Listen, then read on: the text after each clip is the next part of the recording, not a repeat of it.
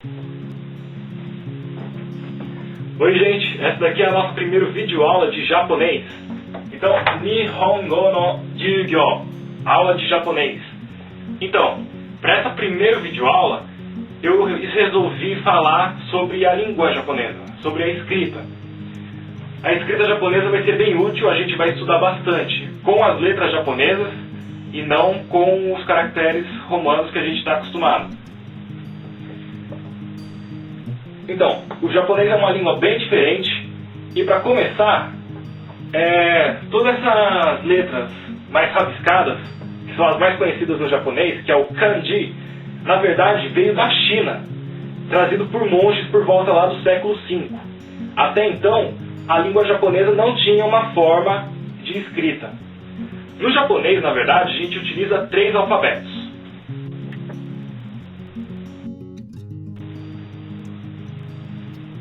O kanji, que veio da China,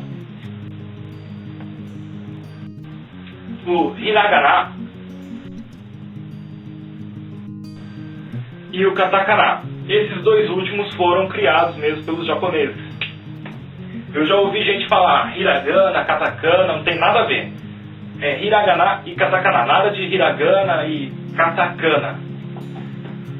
Como vocês podem perceber, a gente pode diferenciar facilmente. O kanji é uma letra bem mais rabiscada, o hiragana é uma letra mais limpa, só que bem mais curva, né? E o katakana é uma letra ainda com menos riscos e ela é mais reta. O kanji ele funciona da seguinte forma: cada caractere tem um significado próprio.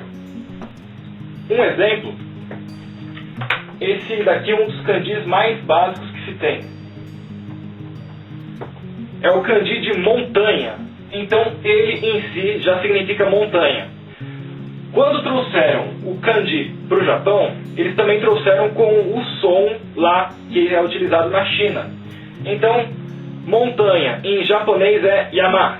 Então, yama é a leitura japonesa. E a leitura chinesa é san. San. Portanto, quando a gente vai utilizar no japonês, a gente costuma utilizar para cada caso uma das leituras. Mas não se preocupem, a gente vai ver com calma e a gente vai ver que é possível sim diferenciar de acordo com o contexto.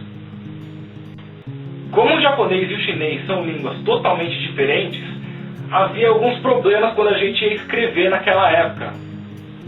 O que acontecia? Às vezes a gente escrevia muitos rabiscos para escrever apenas uma palavrinha simples, como por exemplo o seguinte kanji.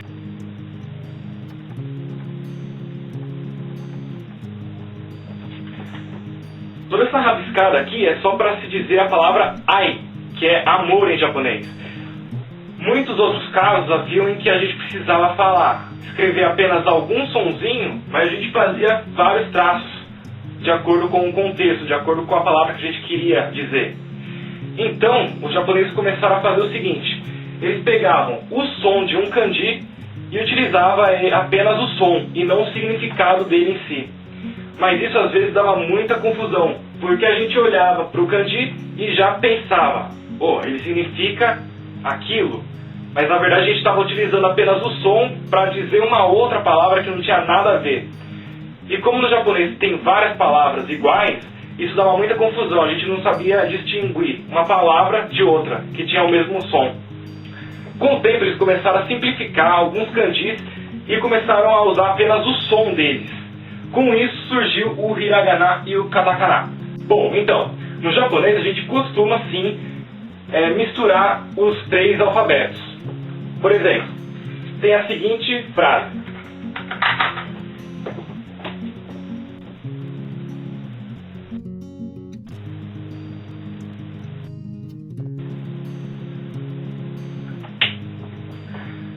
Watashi wa Brasileiro desu.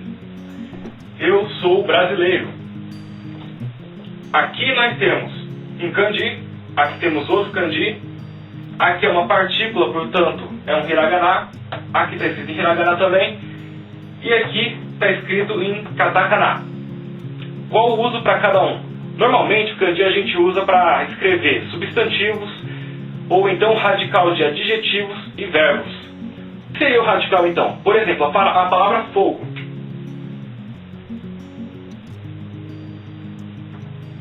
O radical da palavra fogo é esse fog. Com ele, a gente pode ter a mesma ideia para poder criar várias outras palavras, como fogão, fogueira, sempre relacionando a palavra fogo. Então o kanji ele seria exatamente para escrever esses radicais. O resto das palavras, e também alguns outros nomes, ou então palavras que a gente não costuma utilizar muito kanji porque é uma palavra simples e o kanji é muito complexo, ou então é um kanji muito raro de se utilizar, ou então até as famosas partículas que a gente vai estudar bastante no japonês, a gente escreve em hiragana. O katakana ele serve basicamente para a gente escrever palavras que vieram de países estrangeiros, de outras línguas, né? Palavras que vieram de outras línguas, e também onomatopeias. Ou então, como vocês podem perceber, o kanji e o hiragana são muito rabiscados. O katakana ele é menos rabiscado e por causa disso ele chama mais atenção. Então a gente pode utilizar também, no meio de um texto, uma palavra escrita em katakana para chamar a atenção, como se fosse algo escrito em negrito ou sublinhado em itálico na nossa língua. Um exemplo que está aqui. Eu misturei então as três maneiras de se escrever. Watashi é eu, e aqui tem o kanji de pessoa. Então aqui eu escrevi em kanji, aqui desu, e aqui o A é uma partícula, eu escrevi em hiragana. E aqui Brasil é a forma como os japoneses pronunciam Brasil. Então a palavra estrangeira a gente escreve em katakana. Mas se o hiragana e o katakana vieram do kanji, que são tantos, então por que hiragana e katakana só tem o certo para cada som? Na verdade, existiam várias letras deles, e cada um exercia a função para o mesmo som. E não adiantava nada a gente ter vários para o mesmo som, já que hiragana e katakana não tem significado nenhum, eles apenas exercem um som.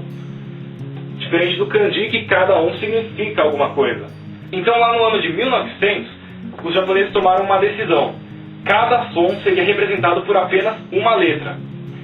As outras letras ficaram esquecidas e começaram a ser chamadas de caracteres estranhos, ou então hentai-gana. A quantidade de hiragana e katakana é pouca, perto dos kanji. Kanji a gente estuda, na verdade, os japoneses estudam desde a primeira série. Logo na primeira série eles já aprendem 80, na segunda série eles aprendem 160, eu acho. E eles continuam estudando isso até o fim da vida escolar. Até o colegial eles têm que ter estudado pelo menos 1945. Tem uma lista de kanjis que eles têm que aprender. Esses 1945 faz parte dos kanjis básicos para se saber o japonês. Mas não precisa se assustar com esse número enorme de 1945 kanjis, porque a gente está começando agora, a gente pode trabalhar isso devagar, mas é sempre bom a gente já estar estudando desde o começo. Por quê? Porque os kanjis eles já vão ajudar a gente com o nosso vocabulário também. Vai ajudar a gente a, quando juntar dois kanjis, aprender uma nova palavra. Isso daí é bem mais simples do que na hora que a gente chegar lá na frente ter que aprender todos os kanjis, mesmo já sabendo a gramática. Isso vai nos poupar muito tempo. E até mesmo os japoneses não se lembram de todos os kanjis. Muitos acabam esquecendo, dá um branco neles. Até mesmo o meu professor de japonês lá, a gente pediu para ele escrever um kanji simples, às vezes dava um branco nele, depois de uns 5 minutos ele lembrava e voltava e escrevia lá pra gente. Então não tem problema se você esquecer, mas o bacana mesmo é sempre pegar alguns, tentar decorar, ficar treinando até ter certeza que memorizou e daí partir para os próximos. E os hiragana e katakana então, a gente vai ver mais pra frente eles certinho. Só para falar um pouco então sobre eles. Então, como eu disse, cada um é uma sílaba, é um som. Então aqui em hiragana está escrito hiragana. Aqui em katakana está escrito ba. Aqui em katakana está escrito katakana. Esses dias, meu sobrinho de 6 anos, ele até me perguntou: tio, como que é a letra Z no japonês? Eu falei pra ele: Z não tem no japonês. Ele falou: então o alfabeto vai só até o Y? Então, Essa que é a ideia que eu não consegui nem explicar direito para ele. Mas no japonês a gente só tem sílabas e não letras, juntando consoante com vogal. A gente tem essa letra e já era. Por exemplo, em katakana, a gente tem o A assim, depois a gente tem o K assim, a gente tem o Sa, o Ra, ou seja, não tem como saber qual é o som dela, como a gente tem como saber no português, que a gente vê a letra A, a gente já sabe, vai ter um som de A ali. A gente tem que decorar mesmo, cada um é um som diferente, é uma sílaba diferente. Outra coisa também é o modo como o japonês é escrito. Tem gente que já chegou a me perguntar, japonês a gente escreve ao contrário, né, da direita para a esquerda. Na verdade não, no japonês a gente tem dois modos de escrita.